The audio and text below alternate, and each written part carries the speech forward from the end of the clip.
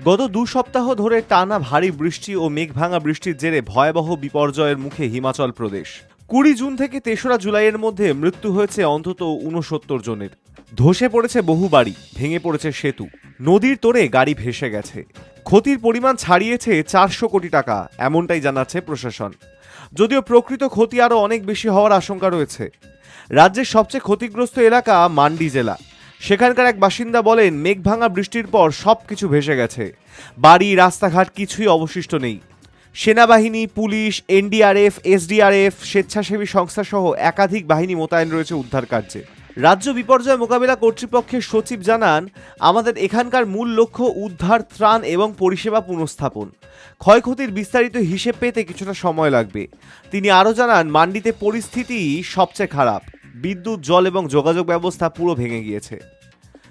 সরকারি পরিসংখ্যান অনুযায়ী গোটা রাজ্যে এখনো পর্যন্ত 250টি সড়ক বন্ধ, পানীয় জল প্রকল্প বন্ধ, যার ফলে চরম দুর্ভোগে স্থানীয় বাসিন্দারা। अभी तक बरसात में जब से बरसात शुरू हुई है तकरीबन 69 जो लोग हैं वो अपनी जान गंवा चुके हैं। 37 के करीब लोग हमारे मिसिंग है। 110 लोग जो अभी घायल हुए हैं और तकरीबन 700 करोड़ रुपए का नुकसान हो चुका है। सबसे ज़्यादा नुकसान जो हुआ है वो सड़कों के रूप में हुआ है, पानी की पीने की पानी की योजनाओं के रूप में हुआ है, बिजली के पावर प्रोजेक्ट्स में हुआ है, बिजली के जो तारे थी, खंबे थे, उजड़ गए हैं, उसका बहुत अधिक नुकसान हुआ है।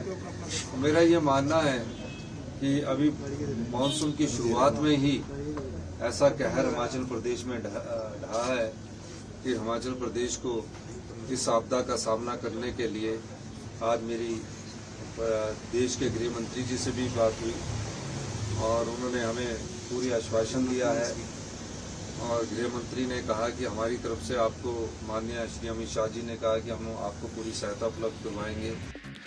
বিশেষজ্ঞরা হিমাচলের এই প্রাকৃতিক দুর্যোগকে জলবায়ু পরিবর্তনেরই প্রভাব বলে মনে করছেন। ডিরানা বলেন, এই ধরনের দুর্যোগ মূলত বিশ্ব উষ্ণায়ন ও জলবায়ু পরিবর্তনের ফল। হিমাচলের ভঙ্গুর পার্বত্য পরিবেশ এই ধাক্কা সহ্য করতে পারছে না। বর্তমানে কেন্দ্র ও রাজ্য সরকারের একাধিক সংস্থা, জাতীয় বিপর্যয় মোকাবিলা বাহিনী, রাজ্য বিপর্যয় মোকাবিলা বাহিনী, হোমগার্ডস এবং স্থানীয় প্রশাসন যৌথভাবে কাজ করছে পরিস্থিতি স্বাভাবিক করার জন্য। আবহাওয়া দপ্তরের পূর্বাভাস অনুযায়ী আগামী কয়েকদিনে আরও তীব্রতর হবে বর্ষা।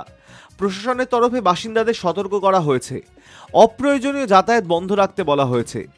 হিমাচলের এই সংকট আরেকবার চোখে আঙুল দিয়ে দেখিয়ে দিল পাহাড়ি রাজ্যগুলোর ভঙ্গুরতা এবং জলবায়ু পরিবর্তনের দীর্ঘমেয়াদী বিপদ কতটা ভয়াবহ রূপ নিতে পারে।